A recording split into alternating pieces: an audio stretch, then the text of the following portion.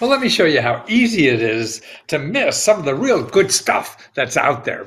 Like here for small business. Now, Montgomery County, this is a county government. If you're a small business in this county, Montgomery County, Maryland, and you have less than 100 employees, they'll give you a grant up to $75,000. Okay, now that's better than the SBA will do, right? But everybody knows the SBA. Everybody's, millions of people, actually 1.6 million people try to get grants from the SBA. Okay, this thing, just opened up. I don't know how many are applying yet. They have $20 million to give out. And all you have to do is verify that you're under, 100 employees. You could be well, here's actually an article I found on it. The only article I found talking about it was in a magazine called Transportation Solutions. Oh my God. And also look at the name of it, Montgomery County Public Health Emergency Grant. Now, if you're a small business person, you never think that, oh, I got to go down to the public health department and get my grant for my business. No, you can't. You don't know the questions to ask. That's the thing. See, this grant, $75,000. Okay, it's for-profit companies, nonprofit businesses. Nonprofit business. That's sort of an oxymoron, is it? The program is open to businesses with no employees, including sole proprietorships. That's an oxymoron maybe too. And independent contractors. So that's anybody who's making money, it sounds like, up to $75,000. And what you have to show really is that, the virus cut your business. If you're a small business, everywhere I know, all of them are really hurting. So, I mean, to me, this is an amazing thing. And what's interesting too, actually back here, it shows how they help you apply.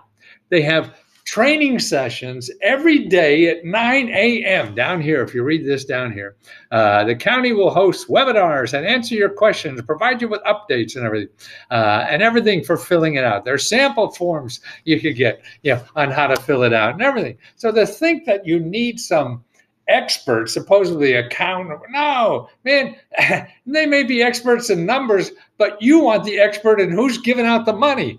And that's why you have to go to the bureaucrats. They're the only people who are important and the most important for what you have to do.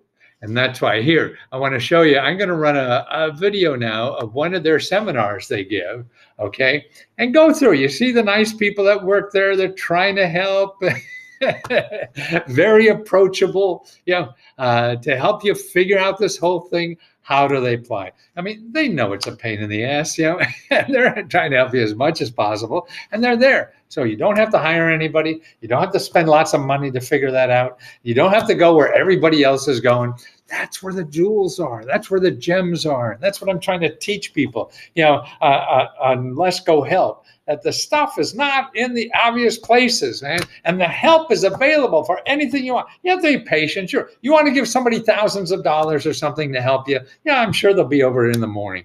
But take your time, and be thorough and learn this system. I mean, once you do it once or twice, it's like learning to swim. Once you learn how to float, oh, hey, I'm not going to drown.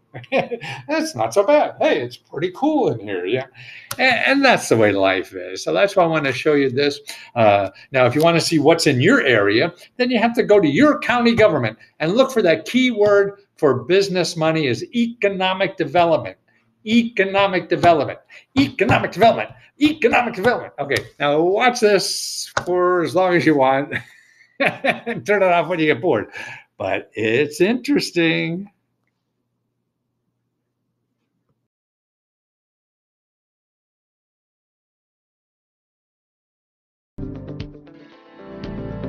Good morning, everyone. My name is Daniel Koroma. I'm the Business Liaison Officer for Montgomery County. I'm delighted to have had my colleague, Rich Simple. She's the Economic Development Manager at the Department of Finance. And we've been doing these webinars for, about a week now, right? Yes.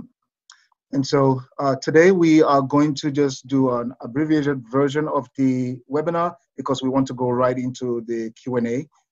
We know there are many questions already. Excuse me, and then I know we actually were informed that this webinar is actually at capacity right now. So for those of you who, maybe someone reach out to you, I'm talking about our business resource partners, our chamber partners, and other organizations that have been helping us. Please, the buzz365media.com, it's a local small business here in Montgomery County. They're the ones who are actually, organizing these webinars for us. If you go to their website, so folks who are not able to get on this session will be able to watch it live as we are right now. And also the email address that we have here on the website, which is the Biz info COVID-19. Right here, I just highlighted it. They could send us an email with their questions and we will get back to them with those answers. So just as a summary, we are talking about the Montgomery County Public Health Emergency Grant Program.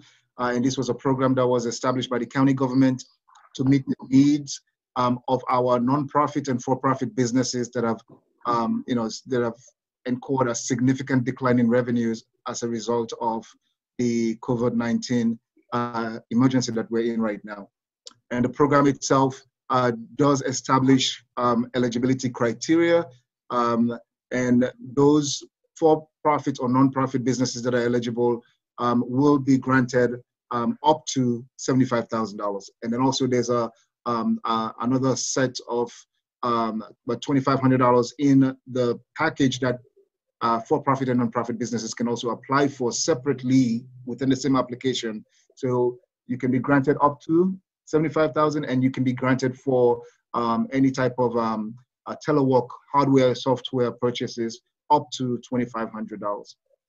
So with that being said, again, the requirement, according to the legislation, your principal place of business has to be in Montgomery County. If not, 50% or more of your employees have to work in Montgomery County, or more than 50% of your business gross sales must be in Montgomery County. So those are the three parameters around eligibility. And also the program was established for for-profit, non-profit businesses that have 100 or fewer employees.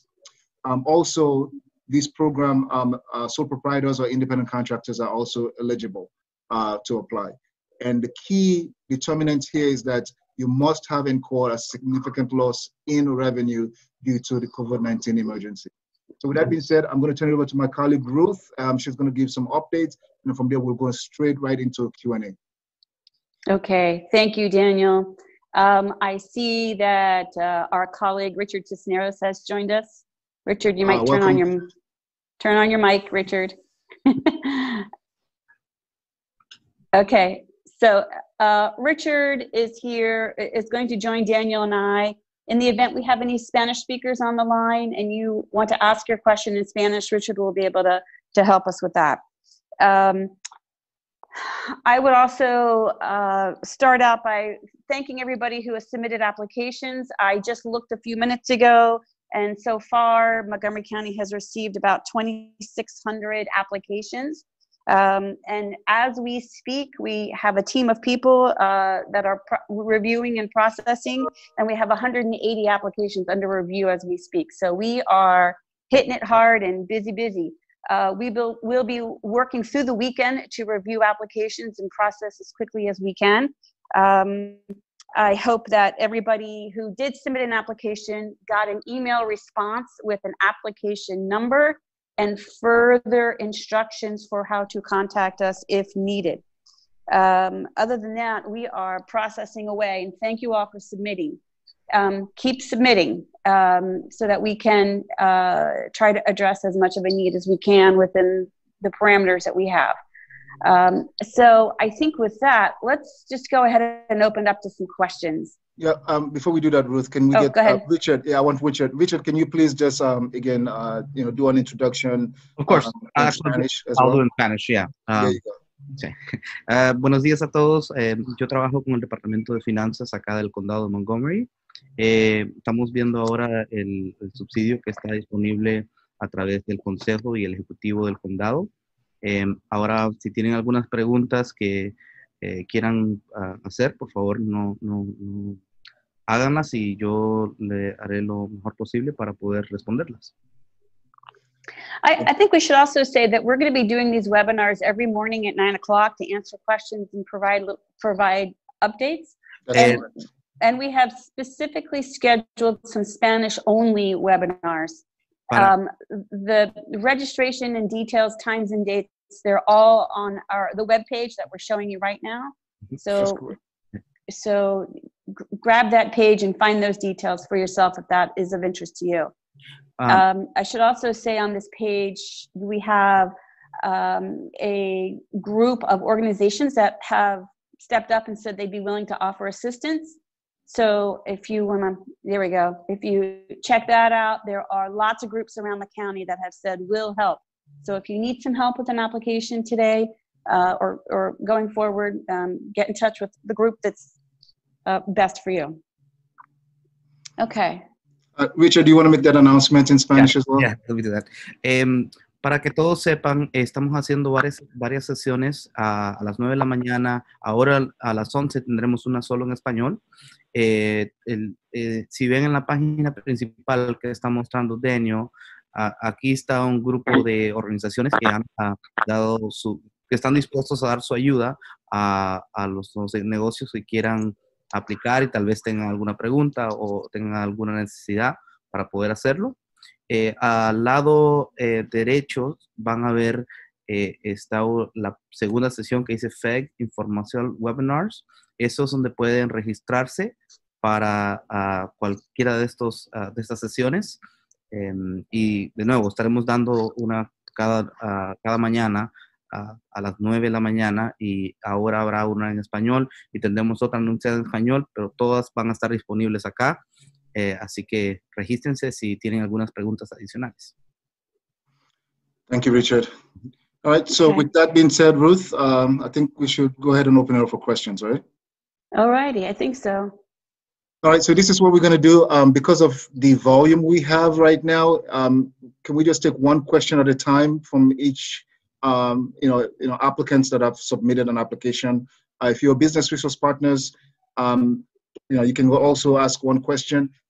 Please, if you have additional questions, if you can just post them on the chat box, and what we'll do is that we will also go through those questions. But for now, if you can unmute your mic and please state your name, if you're a nonprofit or for-profit business. I think we ought to go through the chats. Oh, the chats are there? Okay. I didn't see anyone there. Okay. Here's one. So here's a question. Yeah, this will be a little more orderly. Can a nonprofit with over 100 employees apply for just one of their programs, such as a child care center that has been closed with no revenue? So if the child care center is a distinct legal entity and it files its own tax returns, it has set itself up as a distinct separate business from the parent organization, then yes, the child care center may by itself it would be eligible to apply for a grant. All right, the next question is, we're on the website. Can we get the resource organizations? Yes. So if you go to the homepage and if you scroll down, you see right here where it says organizations offering assistance. If you click on that link, it puts you right to the page where the resource organizations are. All right. Okay, I'll grab the next one. So we're getting into some questions about eligibility and calculation. So in order to qualify for a grant, you need to have a demonstrated actual loss of 50% or of revenue or more. So we're looking at top line revenue. We're looking at a couple of years of historical revenues, and we're going to get a monthly average. We're going to compare that to your current month of March. We're going to potentially make some adjustments if necessary based on your information you provide in your application. And then we will calculate the grant award. as Daniel said, applicants can receive up to $75,000 and an additional $2,500 on top of that for teleworking equipment or software. Initially, we are making payments of $10,000 or up to $10,000 for those who have had a 50% loss or more. So there's a question of, do you need to show that 50% loss in order to qualify for the teleworking grant? The answer is yes. In order to qualify for any funding, you need to be demonstrating a 50% or greater loss of revenue for the month of March compared to 2 years prior. Okay? Somebody else said, what is the total amount of the fund? What's the probability we will get funding? So the total amount of the fund that the County Council has appropriated to date is $20 million. They are already considering an additional $5 million. And you can follow that activity on our County Council website. I think they're going to have a public hearing on that particular issue on April 21st. But right now we're dealing with $20 million. What's the probability you will get funding if you're eligible? That's a good question. I don't know. We're working through these today. We'll keep you up to date on that. All right. How will the county determine significant need beginning March 31st? The real financial hit starts in April. So I would say the real financial need is, again, based on the numbers that Ruth just discussed in terms of 50% loss in revenue is what's been determined as being significant loss in revenues. And then if you meet the other criteria in terms of principal place of business and 100 employees and fewer, then those are the criteria that have been set. So in terms of the reality, well, right now, I think the period we're looking at is the period at which the governor declared the executive order. Any losses in April, those will be considered as future losses, so those will not be covered. So pretty much the month of March would be the month that would be covered in terms of significant decline in revenues. Is that correct, Ruth? Right. Yes. I mean, we're going to leave this, as long as the program's open. If we get into, we have people will have losses. If you get into April and you now have a defined 50% loss, then put in an application and we'll try to deal with it. We'll be dealing with applications as best we can until funding runs out. County Council provides more. After we do the first 1,000 applications, we are going to take a pause and kind of do some evaluation. We may make some adjustments. So, stay tuned. We recognize and hear the need.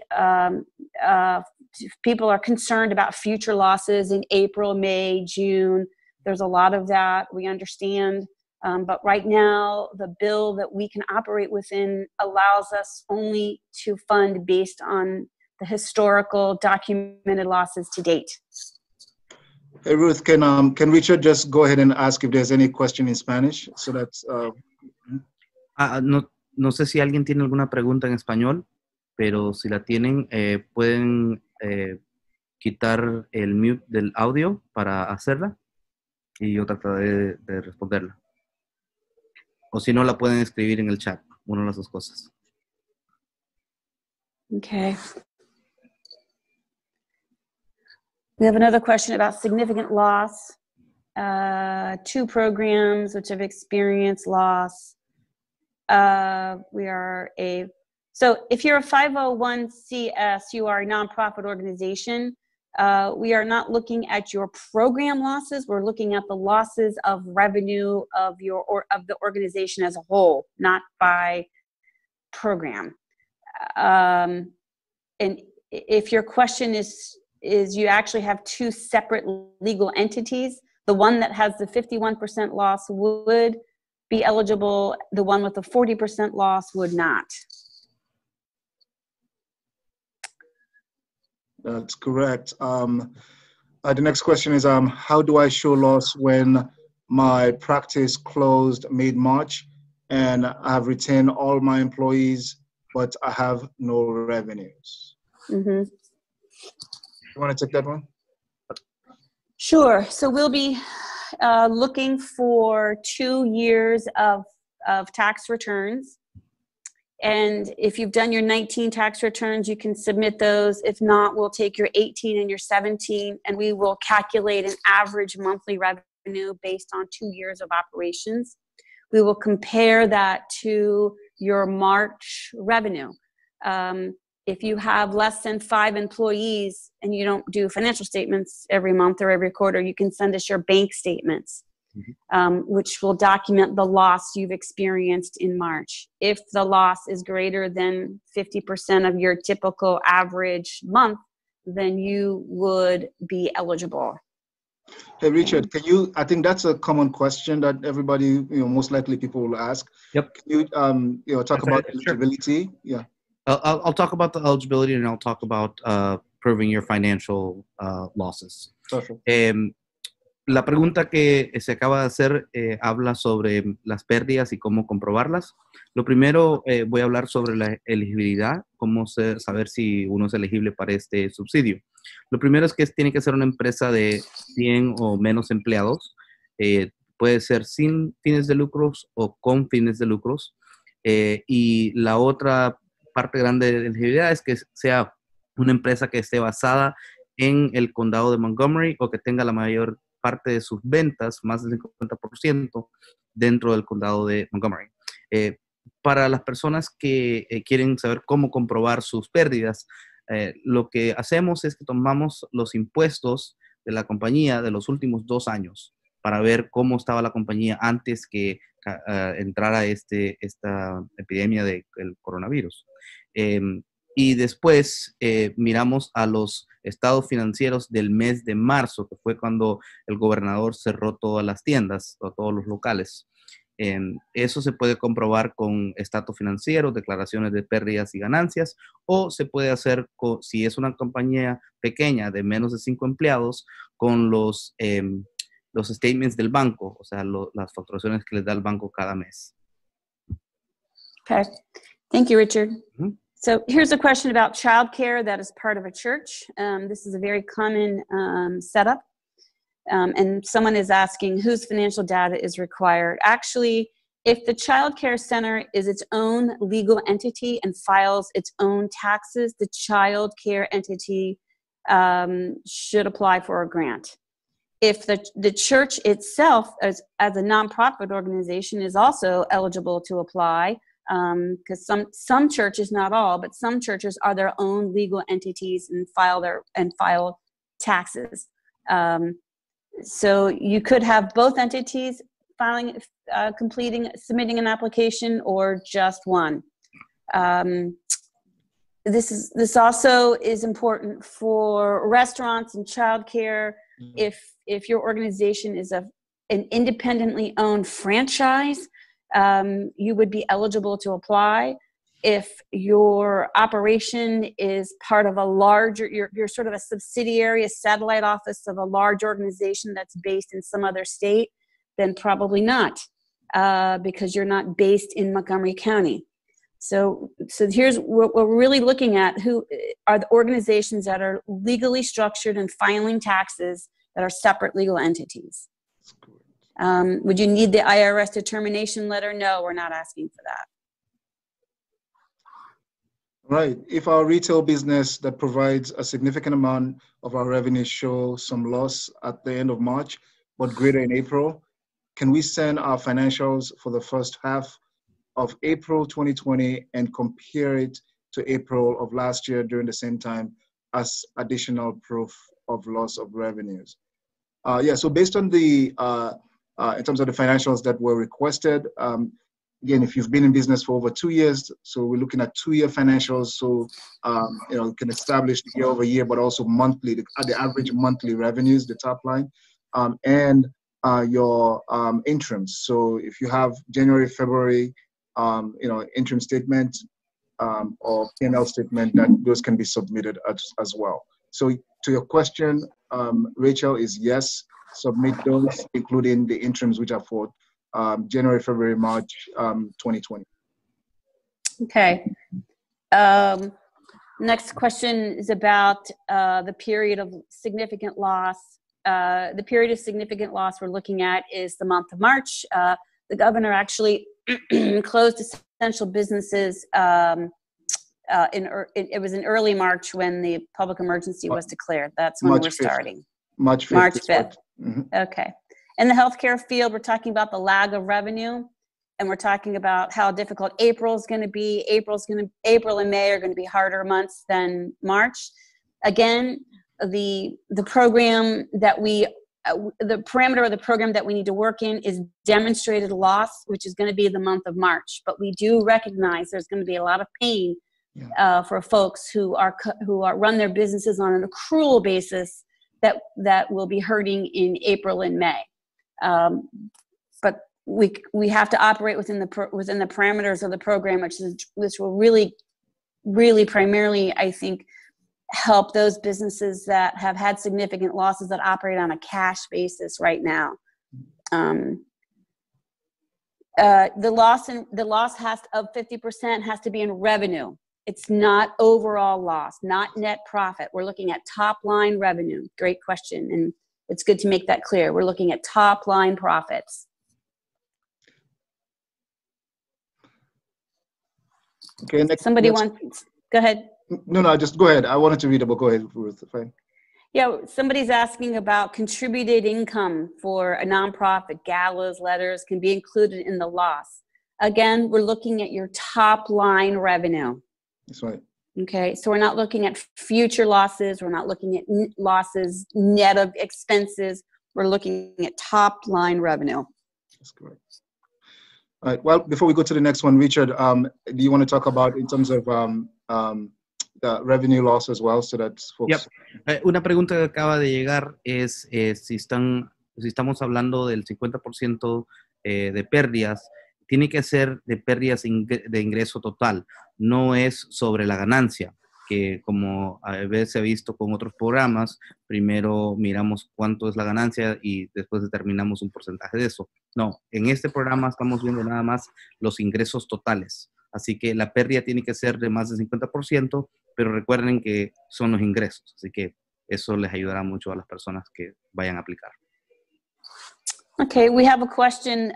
They want to know that if we're going to take a break, I don't know if we'll take a break, but we are going to do some additional evaluation after the first 1,000 applications and 2,600 have already been submitted. Can we still apply? I would say yes. Yes. Because some of these applications are going to be declined. We won't be able to fund because they won't be in good standing, or they won't have provided adequate financial information, or for any number of reasons. We will have applications that we will unfortunately have to decline. So keep submitting. If you haven't submitted, please keep submitting. Next question is... Ruth, can I just quickly add, as of today, we don't have any deadline on the applications, so please, it's good for folks to know. And also, it's not a first come, first serve, as we just indicated, whereby because somebody submitted the first application means that they're going to get funding. Strictly, not only the legislation, but also the regs, determine that you have to be eligible based on those guidelines in order for you to be granted any funds. Right. We're also, yes. So we have a question here that we had to show proof that you had applied for federal or state assistance. We have changed that. When we first started down this path, that was in fact a requirement. That was one of the things that we changed. So today, with the application that's live, we do not require that you have previously applied and provide proof that you've applied to the feds or the state for assistance. We are encouraging you to apply. We will ask you what applications you have applied for, but it is not a requirement, nor does the fact that you've applied to those programs preclude you from applying for the county program. Does the program apply to independent contractors? Yes. And you will submit your Schedule Cs. That's correct. Does your application number correspond to your place in the queue? No. No. It shows again, it's a number that is generated for you to have a way for us to track the applications, but it doesn't mean because you're number 35, that means you're 35 in the queue. Yeah. So Because we're processing a lot of them at the same time. I mean, we're right now as we speak, we are reviewing 180. Richard, you wanted to add something? Go ahead. sure. Well, I was going to go to the next question. Okay, go ahead. That's Go ahead. the Spanish. It's for Ms. Treyes. She says that she has a catering company, a staffing company that provides laborers, waiters for caterings. Corporations that haven't had any events since middle of March. They do have some employees. Can they apply? So I'll be answering that question, which is yes. Señora Treyes, sí, si usted tiene una compañía que hace staffing o que para los catering, no hay ninguna razón por qué no podría aplicar. Todo y cuando tenga todos los otros criterios de la aplicación, que es que sean menos de 100 empleados, que también tengan pérdidas en términos de ingreso de al menos 50% en comparado con los otros años. Pero si tienen alguna otra pregunta, por favor, déjenme saber.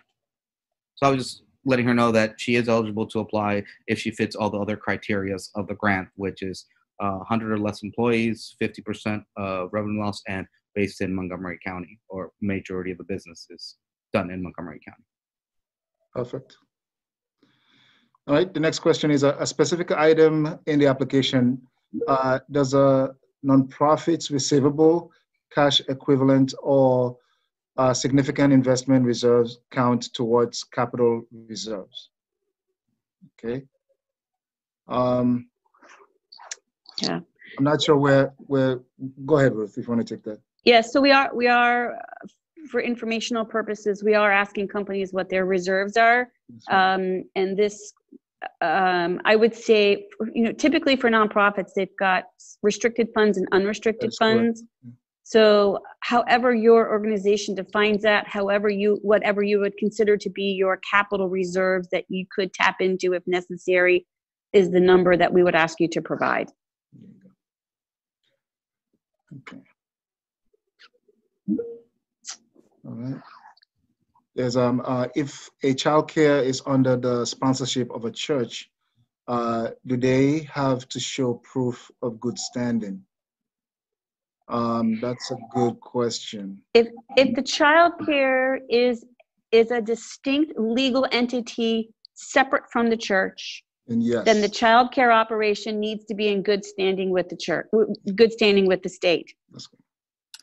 But if not, then no, because the church are not faith-based institutions are not required to register with the state.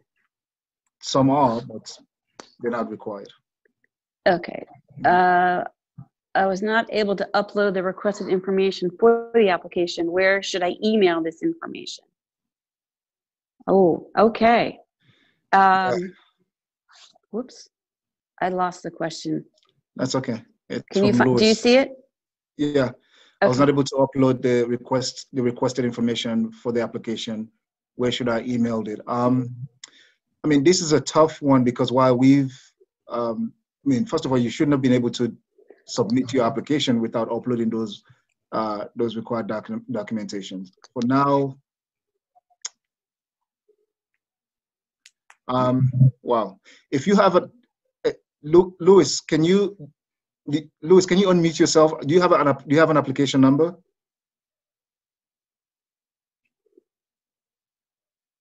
Hey, Louis, can you unmute yourself for a minute? Yes. Do you have an application number? Yes. 595. Oh, no, that's fine. That's fine. The reason I was asking, so you were not able to attach the financials or the legal registration? Yeah, I was not. It was saying that the file was, I guess it was out of the allowed data for uploading a file. There's a box there that says if you cannot upload the application, you should check the box. Yes. So that allows you to finish and submit the application. So I'm thinking that I would receive an email for the application later. Okay. Yes.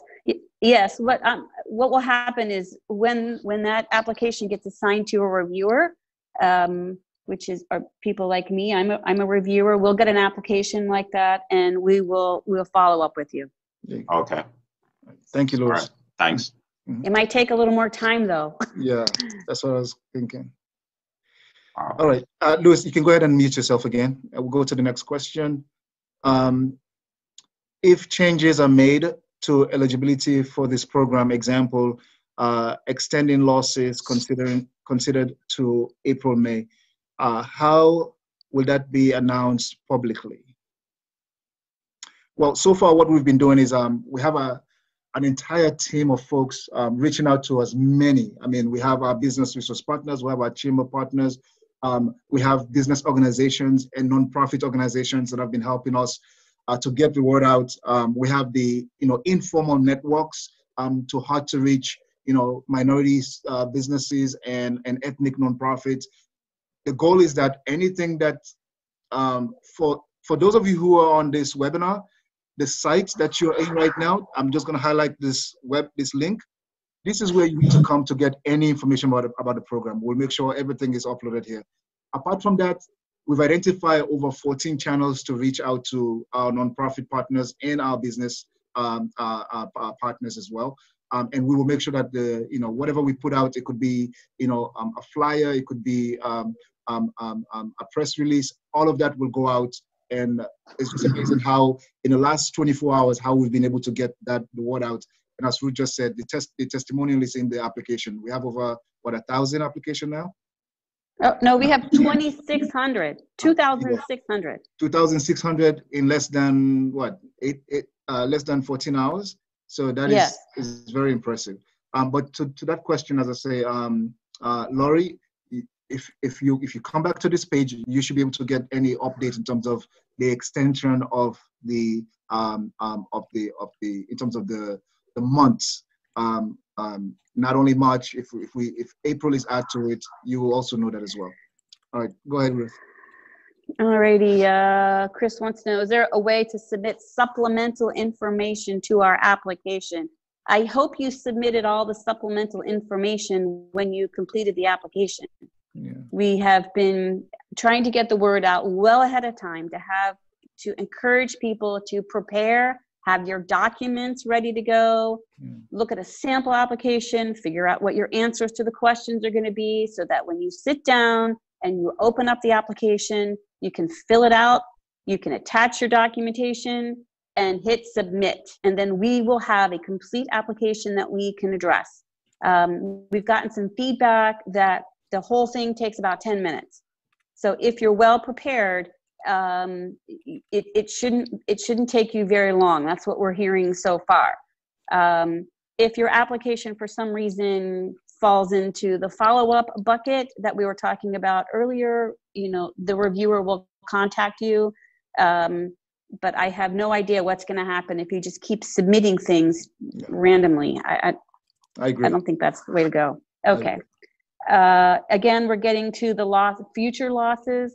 I know this is really hard. We hear you. We feel the pain.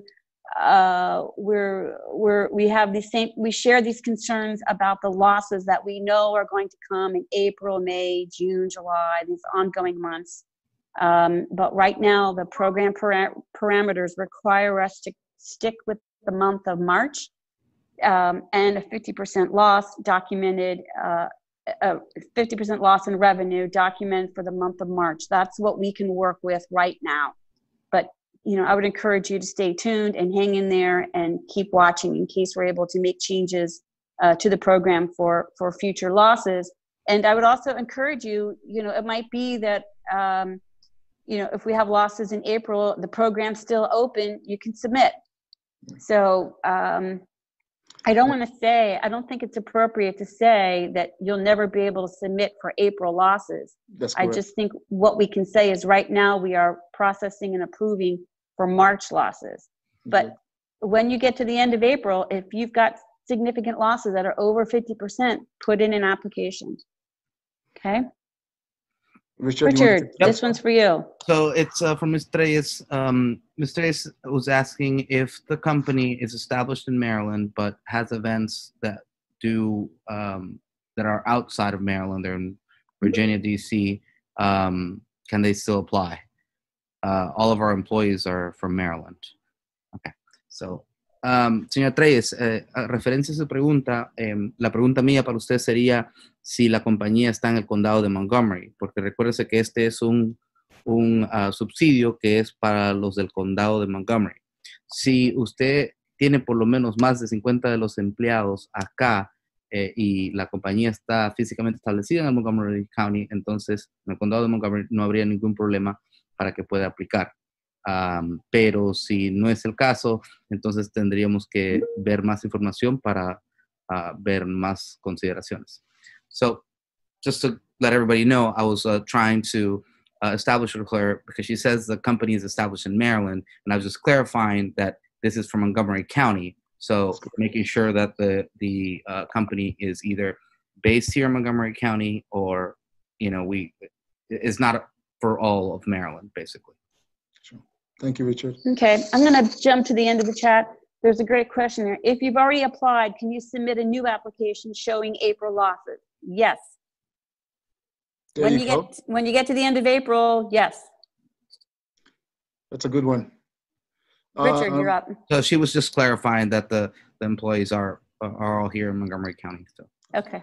Do you want to answer that? Entonces sí, en el caso podría aplicar. Igual yo le diría que en dado caso yo aplicaría. La aplicación no es tan difícil. Son pocos los documentos que se ocupan.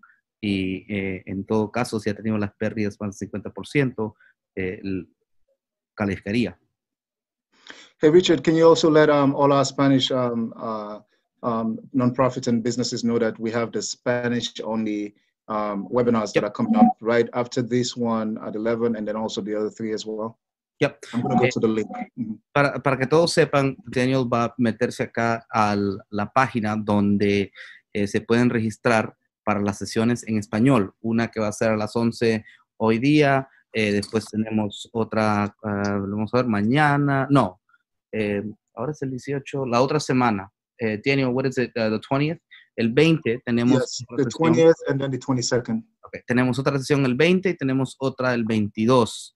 En dado caso que tengan preguntas adicionales o quieran ver parte del proceso, por favor, entren regístrense para estos eventos y traigan cualquier pregunta que tengan. Vamos a tratar lo mejor posible de respondérselos de una forma que tenga sentido.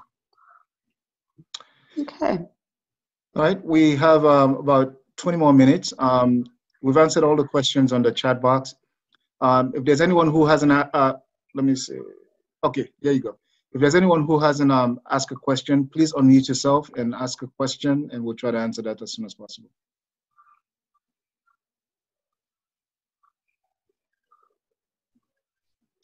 All right, any other questions? Okay. Let's give them our website for questions. Absolutely. So again, if you have any additional question, this is the link to the program page. If you go there, you should be able to send us an email. We have our email address right here for questions. I'm going to highlight it. And again, we will try. There are a bunch of us that will be able to not only respond to you, but also make sure we respond to you fast. I think the most important thing right now is for folks that have submitted their application. I'm really happy that Ruth, Richard, and many folks in our finance team that are reviewing these applications are here to answer your questions directly. So therefore, give us some time. You will not be, you heard already, is over 2,600 applications that came in less than 10 hours, right? Because we went live around 3 o'clock or so. So it's been a long, couple of hours, but also, as Ruth indicated, we are all working on Saturday as well to make sure that, we're able to answer questions as they come in, or applications reviewed as they come in as well with the finance department. Ruth, is there anything else you want to add? And from there, we'll go to Richard before we wrap up. I just want to encourage people to hang in there. Thanks for joining, sending us your questions. We're working really hard to process as quickly as we can to get as much help out to as many people as possible. Hang in there, be safe. Check back in with us. Thank you. Yep. Bueno, gracias a todos por venir y hacer sus preguntas. Recuerden que tenemos más preguntas elegibles. Y también, Daniel, if you wouldn't mind going up to this second, to the FAQs. Oh, okay. Spanish FAQs, I don't think I mentioned that they were there. Para que todos sepan en la página, si hay preguntas tal vez que quieran compartir con otras personas, acá están varias versiones, uno de la aplicación y otro de las preguntas que son frecuentes, que la gente puede preguntar si quieren compartirlas, si tienen tal vez un poco más de clarificación que necesitan, están ahí. Así que estaremos trabajando el fin de semana asegurándose que estas aplicaciones sean procesadas y cualquier cosa, por favor, déjenos saber. All right, everyone. Thank you so much again. So don't forget that for folks who have not, you can also help us get the word out. We're still accepting applications. We want as many people as possible to apply. And if you come to this page, we have information that, again, that is shareable. You can download and email it, or just forward the link to someone, another small business, another nonprofit that you think should apply. We have flyers right here, infographics for the top 6 languages that are spoken here in Montgomery County. So you can have it in Amharic, French, Korean, Mandarin, Spanish, and Vietnamese. All this information we have is, again, for you to, if you want to share, you can share as well with folks. The sample application is here. The reason for that is because it helps you to see all the questions in the online form. Please continue to let folks know that the only way you can submit an application is through the online form. We just provided the sample application so that people can see all the questions that are on the online form. With that being said, remember we're here again tomorrow from 9 a.m. to 10 a.m. And we'll do this for the entire week next week. So Monday through Friday next week. And Saturday. Oh, that's right, on Saturday. Thank you, Ruth, for letting me know. I will be here. Again, you come to this site, we have the list for all the upcoming webinars and Q&A sessions. We know that the application is now up, so therefore we're not going to waste time talking about the program into details. We'll just give you a high-level overview of the program, and then we'll go right into Q&A as we did today, so that we'll have time for folks to ask the questions and for us to give answers. With that being said, thank you everyone for joining us, and we'll go ahead and end this session now. Thank you. Thank you. Thank you. Yes.